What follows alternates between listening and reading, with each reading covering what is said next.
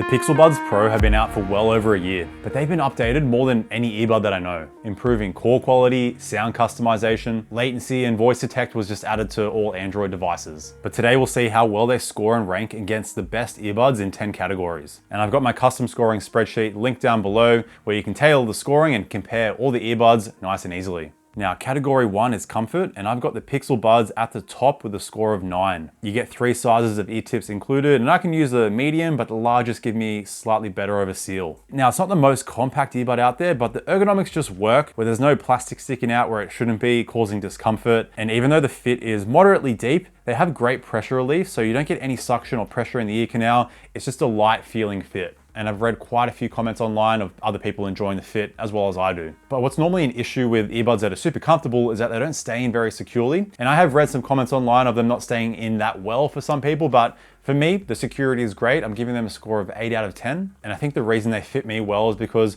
you kind of have two options with these earbuds. You can just kind of push the earbud down and not too far in, or you can really angle it down and dig it in quite deep. I find a deep fit works for me. So when I do that and get them in as deep as possible, they stay in incredibly well. When I'm weight training, I'm only having to readjust the earbuds here and there. And they also worked well when running, not creating too much body-borne noise, which normally stem design earbuds are better at this. But with that pressure relief, it really does help with it. Now, if you find a more shallow fit works better for you, you might prefer the Nothing Ear 2, the Galaxy Buds 2 Pro, or the Jabra Elite 10.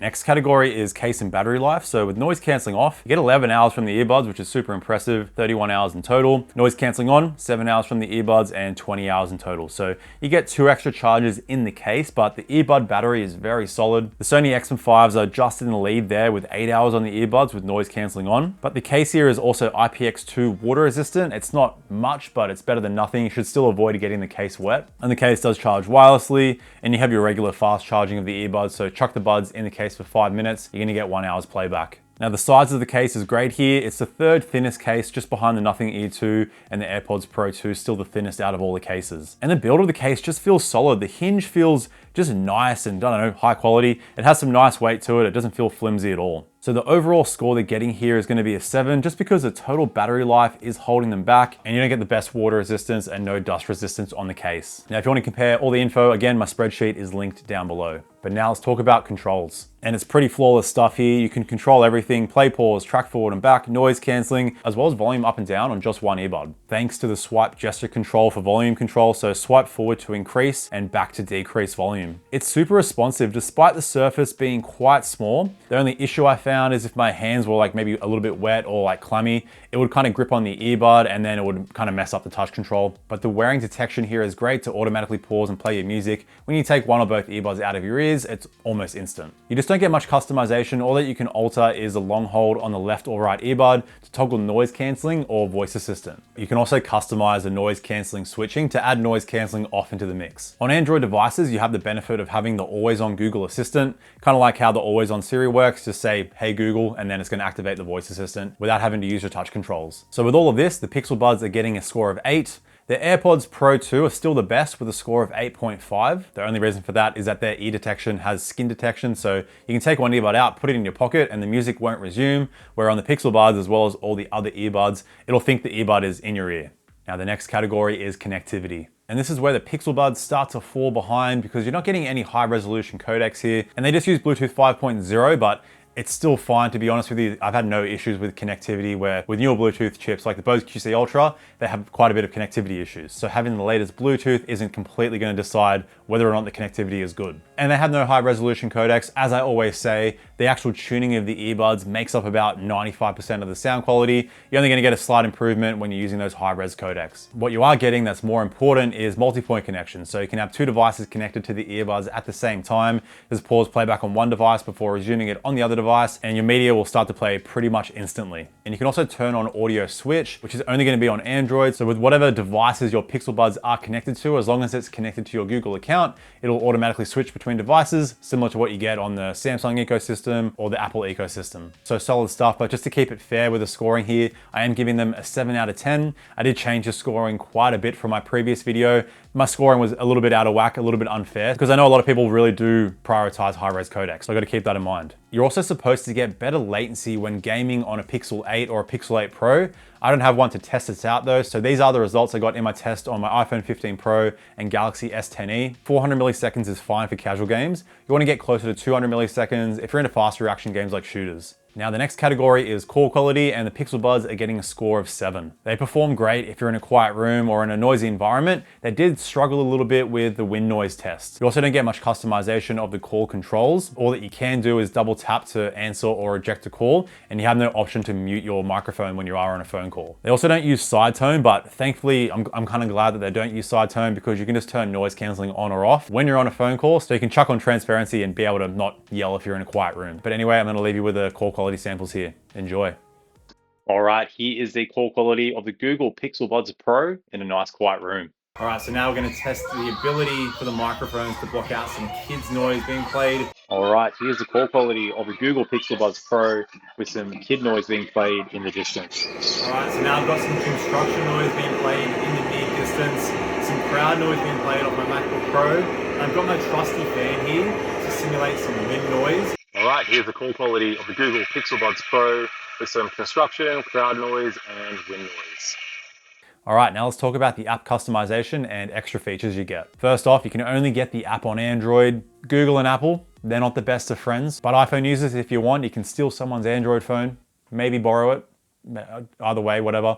You can customize all the settings, and that will save to the earbuds. You just need to keep going back to that Android phone if you want to change things around. So not the best, but it's a super simple app. So you've got Google Assistant options at the top, Find My Device feature that will emit a beeping sound from the earbuds, or you can find your buds based on the last location wherever you were connected to them. You've got your control settings, the sound customization, which I'll talk about in a sec. The hearing wellness feature was just added to Android as well. It used to be only on Google. And I love these features because it really does let you know if you're listening too loud for too long of a period as well. More settings will have your ear detection switch and some kind of random product info. At the bottom, your multi-point connection and audio switch toggle. So overall solid stuff, I'm giving them a score of 8. So you get all the main customization you really need. The EQ could be a little bit more advanced. It'd be nice to save some more presets, and there's no hearing test for personalized sound or noise cancelling. But now let's talk about the noise cancelling. First, how I test my noise cancelling. I chuck on my soundbar and I play simulation, plain noise and crowd noise. So I'm getting low, middle, high, consistent, as well as some inconsistent sounds. And I'm giving the Pixel Buds a score of 7.5. Not the best noise cancelling you can get, but it's pretty solid. Here's my noise cancelling ranking with all the earbuds that I've tested. Pretty rough ranking. I'm just kind of going off what ear tips seal the best for me. And even the slightest change in the seal can massively affect your noise cancelling strength. And that's why I test it like this, so I can make sure that I get the best seal as possible. So try all the ear tips, make sure you're getting a good seal. But for the price you're paying here, this is some of the strongest noise cancelling you can get. The Edifier NeoBuds Pro 2 and S do give you slightly stronger noise cancelling at a roughly similar price. Now, when it comes to EQ shift, this is how your sound quality changes with noise cancelling on compared to transparency compared to noise cancelling off. Thankfully, with noise cancelling on to transparency, barely any difference, which is going to be the two main modes you are going to use. And with noise cancelling off, there's the slightest bass increase and treble reduction. So I think they sound slightly better with noise cancelling on, but it's not a jarring difference.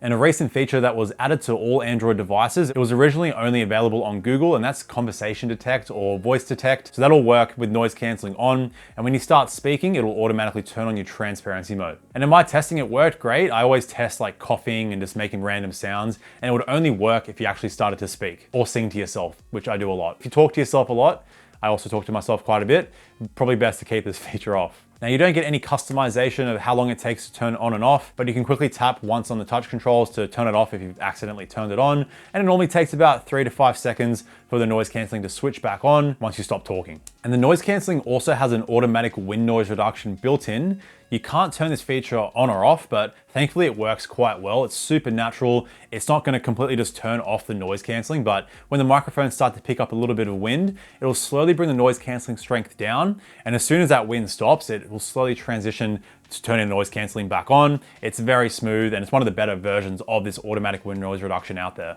And this solid wind noise reduction will also carry over to the transparency mode. And I'm giving the transparency mode a score of 9. The clarity is decent, although not the best, but it's quite natural. Very minimal occlusion here, so when you speak and hear your own voice, it sounds real and not muffled, and when other people are speaking, it's quite easy to hear their voice as well. You just don't get any customization of the transparency strength, which would have been nice, but it still sounds great. And it will automatically reduce loud sounds, but not on the level of like the AirPods Pro 2 or the Bose QC Buds, kind of adaptive transparency modes where they use noise cancelling and transparency kind of combined.